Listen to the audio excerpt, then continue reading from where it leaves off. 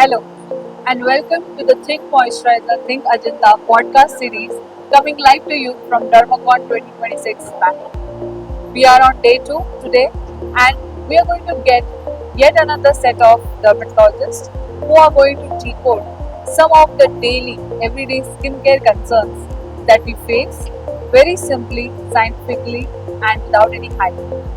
Today, we are going to focus on something very important but yet neglected, that is skin dryness and moisturization. Everyone at some point in time experiences skin dryness, and there are so many misconceptions, so many trends going around everywhere, and we are sometimes confused not because of lack of information, maybe sometimes also because of over information that is running all over the internet.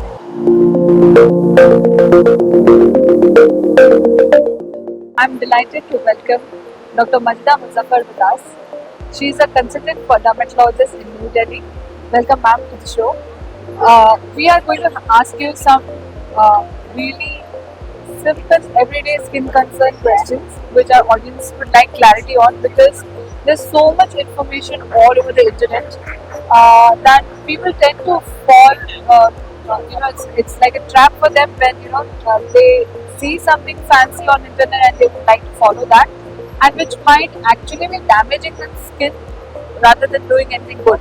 So we have very simple, something that we're finding it all over the internet, some questions that we do get from the patients, as a genuine question. So we've just put them all together, and we're going to ask them one by one to get clarity.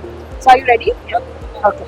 So my first question to you is that nowadays we hear a lot about the lipids and the skin barrier, these days. So that there's a lot of connection between how the lipid layer, that's a fat layer in our skin, that kind of acts as a barrier from by protecting us from any kind of skin problems. What is your take on that, and why is it so important for a healthy skin? Okay. So I think we have to get to the basics. To understand how lipid is important, we need to understand that the skin barrier itself, it is made up of lipids and proteins. So there is a complex cornified skin envelope that is important to maintain the hydration of the skin and to provide a barrier for the external pathogens and other antibacterial, the bacterial pathogens that are present in the atmosphere. So coming to the lipid part. So you're saying that it's like a covering, Yes, to it is protect a from the outside environment also, Definitely. and from things passing from inside going out also. Yes, exactly. So when I talk about hydration, we have to understand that there's something known as the transepidermal water loss. Okay. So every day our skin is shedding some amount of protein, some amount of it's kind of also an excretory organ, right? Okay. So by I would say sweating, we are shedding a lot of protein, a lot of excretion is happening, and some amount of water is also being lost. But however, we have to understand that. So you're saying that this is a natural process. This is a natural process. This Like is you cannot control that. we cannot. Your control. skin is designed Yes. for water to be lost from the skin. That's what you're saying. Yes, right? that is what I'm saying. It is very important because skin, apart from being the largest organ, which is providing, the first barrier, first barrier for protection, it is also important as a function as a excretory organ, right? Yeah. So that is also important. But however, this transepidermal water loss should be maintained at a particular level, right? Okay. And we need to understand that once it exceeds that level, our skin will become damaged. It will lead to damage in the barrier, that is the lipid and the protein barrier that is formed. Okay. That will be damaged, and that also leads to some amount of,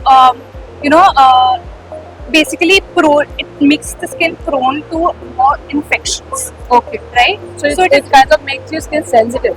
it makes our skin very sensitive. Okay. And it makes our skin prone to more infections.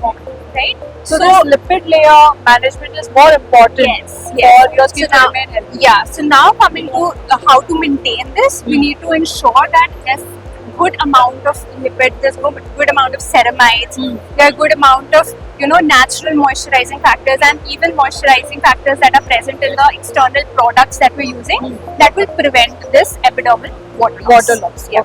And then maintain that barrier. So, which are the ingredients one should look for in any kind of moisturizer that will help, to support this skin barrier repair, or let's say to prevent the transepidermal water loss Yes. that you're saying? Yes. What are these ingredients that one can look for in any moisturizer before purchasing, so that they know that okay, this is helping me to repair my skin, or this is helping me to prevent that water loss? Yes.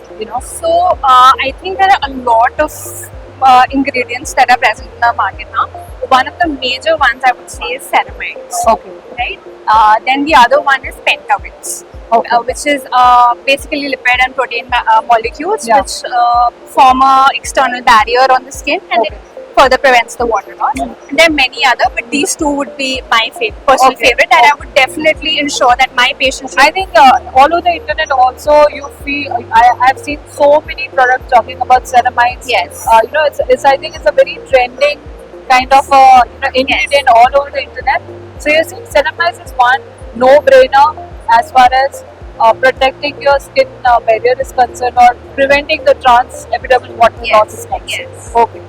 So coming from that, I wanted to understand from you that does skin dryness and aging, is there a correlation between them? Because like you said that water loss happens and the lipid layers also are deteriorating, or their function is deteriorating.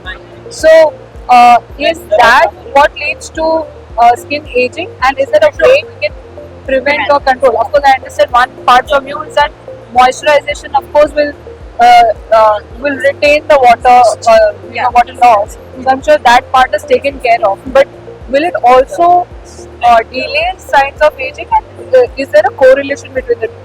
Definitely. So the skin hydration, I would say, is one of the most important factors in skin As far as aging. skin aging is concerned? Yes. Okay. So the two major factors that I would say that will cause your skin to age is one, the damage because of the sun, that is the photo damage, and the other is because of the dryness, right? So we also have seen that so many Korean products are there in the town. Absolutely. And the Korean skincare, if we see, is focused mainly on providing moisturizer to the skin, right? The glass glowing skin that we see, Yes, absolutely. right? So we see that will actually help the skin to slow down that aging process, which is a very normal process, right? But however, it would definitely help to slow it down to a very large extent. So I would definitely say on a day-to-day basis, moisturizer. Okay. Nan has already said 3 times moisturizer. I think that's the key message of the entire conversation so far.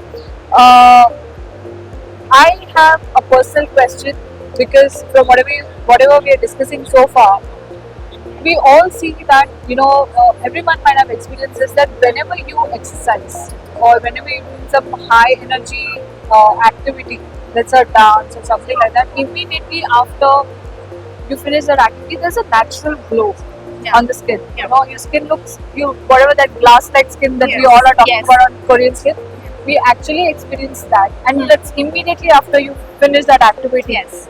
What really goes through in your body? Yeah. Because I think once people will know the science behind it, I think people will be more motivated towards a healthy lifestyle, and that will add value in their life. So that's why I would like to understand what is the science behind your skin glowing immediately after you exercise. Okay. So once you're exercising, the first thing that is happening is at a very physiological level, if you're talking, is that you're increasing your heart rate, right? You're increasing your heart rate, that is increasing your cardiac output. Right. That is the amount of blood that is being pumped by your heart to your other organs of the body, right?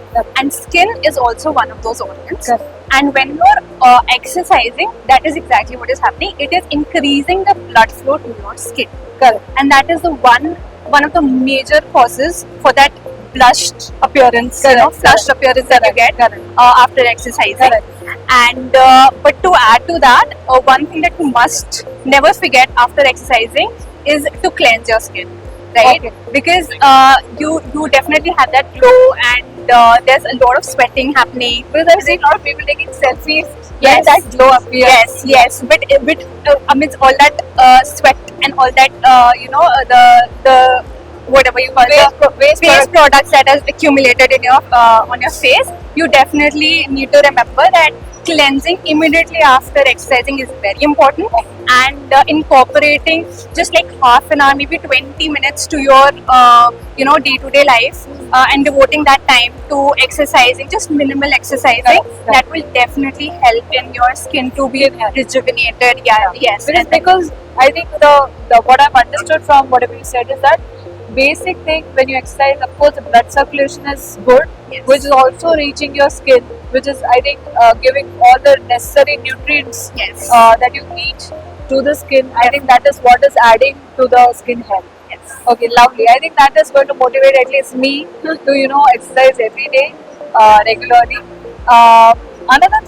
Another interesting thing, because it's something related to our everyday lifestyle, that we all spend a lot of time on mobile screens, laptop screens, and so many other devices, and we've been listening so many things about the blue rays coming from the mobile screens and from the laptops and everywhere.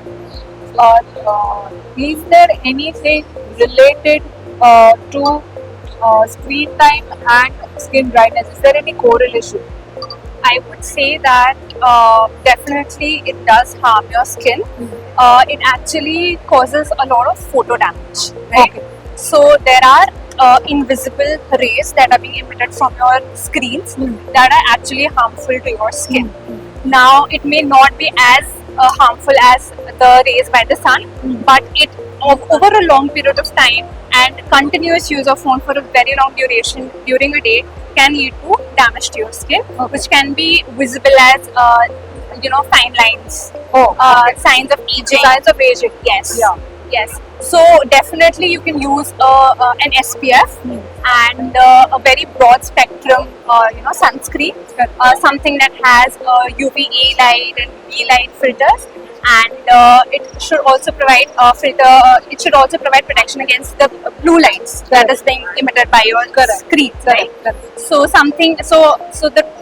think the message from this would be that you should always apply a sunscreen which has a very broad spectrum that is having broad spectrum coverage.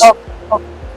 I think just one last question that is left from us for you is that, is there a need to change our moisturizer or skincare in general as per the season? Because we come across so many products which are gender specific, then we come across so many products which are skin type specific, different for oily, different for normal skin, different for dry skin, and then we come across products for different times of the day, like a day cream and a night cream and so many things coming out. Do you think that the moisturization or the skincare regime needs to change? I mean, the ingredients that one uses needs to change from season to season. Like summers, you'll need something else, and winters, you'll need something else. Is that true, or I find to continue the same thing? So I believe that everybody's skin is very unique, right? Yeah. So you might have very sensitive skin, or you might have very dry skin. So someone who's having extremely dry skin, I would say throughout the year, you would definitely need a good moisturizer, a thick moisturizer. However, for someone who has sensitive skin or someone who has a combination skin who does not need a lot of hydration, definitely you can change your products during the winter season and the summer season. Okay. So obviously we know that during winters your skin is extremely chapped. Correct. It's very dry because of the environmental influences, and hence you need a very thick moisturizer that would prevent your skin barrier to be lost and damaged. However, during summers we see that certain oil-based moisturizers, they tend to clog the pores, right? And that actually leads to a lot of I've seen people come up to me with a lot of acne problems, breakouts happening because of the thick moisturizer used during summers. So summers anyways, you're sweating and your pores are blocked. So that time I would suggest that people should do something which is very light, something which is very, aqua based, something which is not clogging your pores, Okay. and very lightweight moisturizer. Yes. So you're saying that it might change as per season, Yeah. but depending upon the type of skin you have. Definitely. So To each their own. so for a dry skin it might be something else.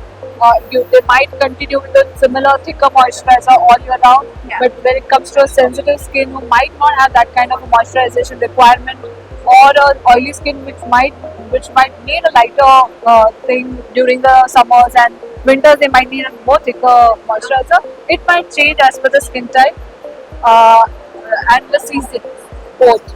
So I think thank you so much, ma'am, for joining us in the series. My pleasure. I think we have got really some insights in skincare, which are our everyday problems. But either it is neglected because there's lack of information or there's overload of information. Thank you for throwing light and giving us so much clarity. We are live to you from Dermacon 2026. We're in Bangalore. Stay tuned for more such interesting topics. Thank you. Thank you.